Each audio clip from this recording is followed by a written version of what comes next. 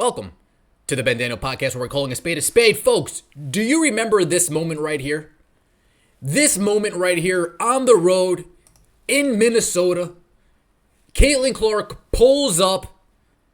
This was the moment Caitlin Clark became the all-time leading women's scorer in major college basketball. 33 points, triple-double, passing Lynette Woodard. And that game was on Peacock. That game was behind a paywall. And with the new WNBA media rights, the new WNBA TV deal, I couldn't help myself. I had to look into it. And the biggest question under all of the videos I've posted, the number one comment under all those videos was, yeah, that's all cool, but where are the Caitlin Clark games going to be? Where are the Caitlin Clark games going to be? Are they going to be on Peacock? Are they going to be on Amazon? Are they going to be behind a paywall? Not behind a paywall? Have no fear, for I am here. I spent more time than I would like to trying to decipher how these Caitlin Clark games are going to get split up. The number one question, where are the Caitlin Clark games? Well, we need to know where the games are going to be. All three NBA media partners will carry WNBA games with at least 50, 30, and 25 across Comcast, Amazon, and Disney, respectively.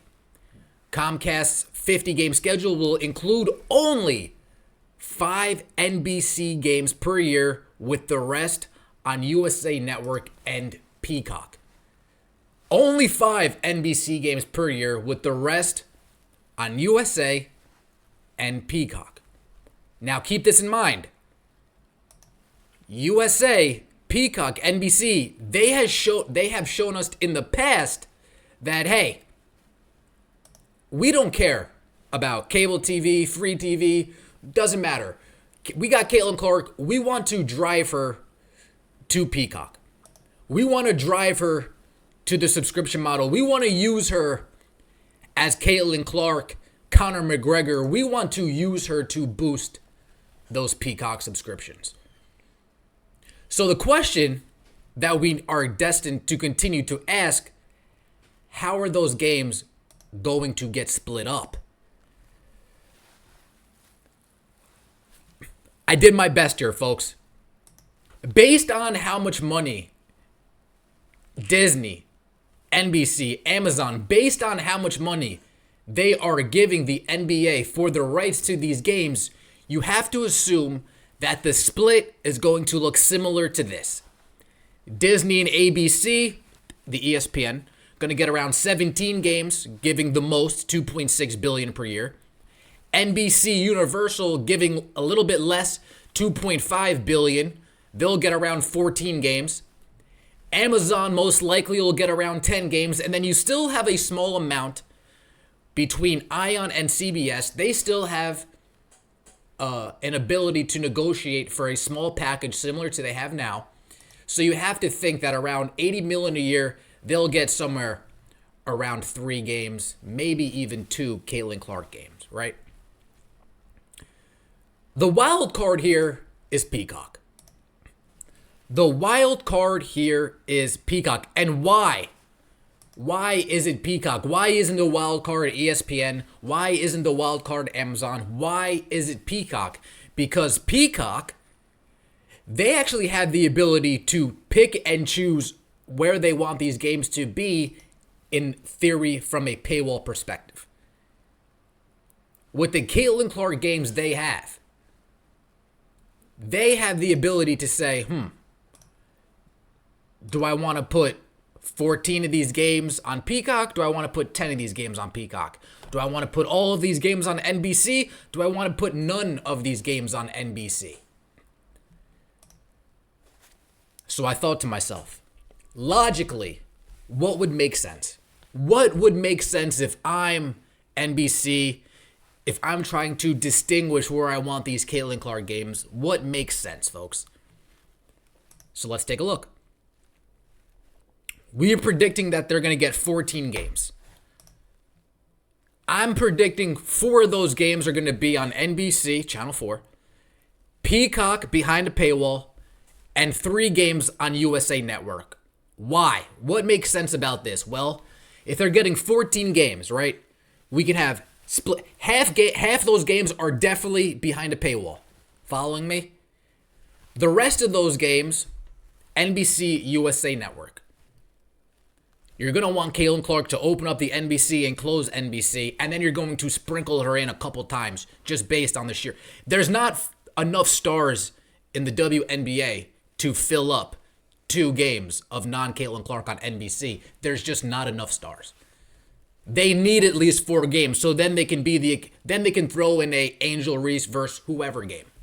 But they need 4 games. USA Network, they're going to get 3 games because they don't have Monday Night Raw anymore. They don't have wrestling anymore. No NXT anymore. They're going to need something to fill in time slots and fill in viewership. But we've seen in the past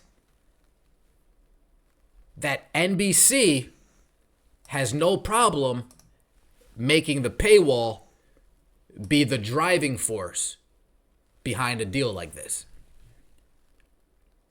We've seen it in the past. So why shouldn't we believe that they're going to do it in the future? When someone shows you who they are, take their word for it. They had a record-breaking opportunity, but they put it behind a paywall. Folks, we've noticed every time Caitlin Clark touches the court, it's a record-breaking opportunity, whether it's an actual on-the-court record or an off-the-court record or an at-the-gate record. One year, next year might be a little bit of the same. By the time we get to year 3 when this deal kicks in, now you're just solely paying for Caitlin Clark.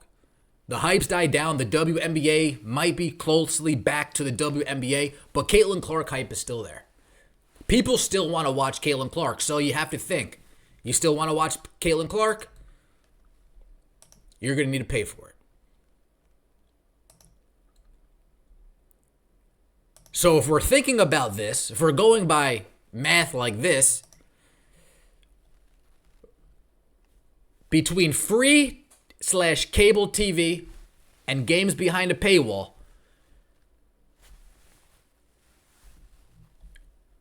almost half of those games are going to be behind a paywall. If we're looking at 17 Caitlin Clark games behind either an Amazon Prime paywall, behind either a Peacock paywall,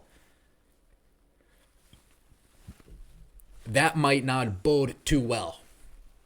That might not bode too well. The thing is, this year, 36 of their 40 games are in front of a national audience. So if we're going from 36 to 40, and if we think that number might drop down from 24 out of 44, well, naturally, hype's going to die down, interest is going to die down. I can't even remember the last time I had a thought about the MLS cross my mind until this WNBA deal. I can't even tell you. Out of sight, out of mind. The more and more we take and we put behind paywalls, out of sight, out of mind. Now, why doesn't the WNBA care about that? It's clear. They already got their money. Give me the money. Here's the product. Do with it what you may. WNBA, they don't care about that part anymore. Now it's up to the networks to pick and choose where they're going to showcase these games. And again, this was a huge moment in history, and NBC, they have the ball in their court. They can pick, do we want to put it on free TV? Do we want to put it on cable TV? Or do we want to put it on a paywall?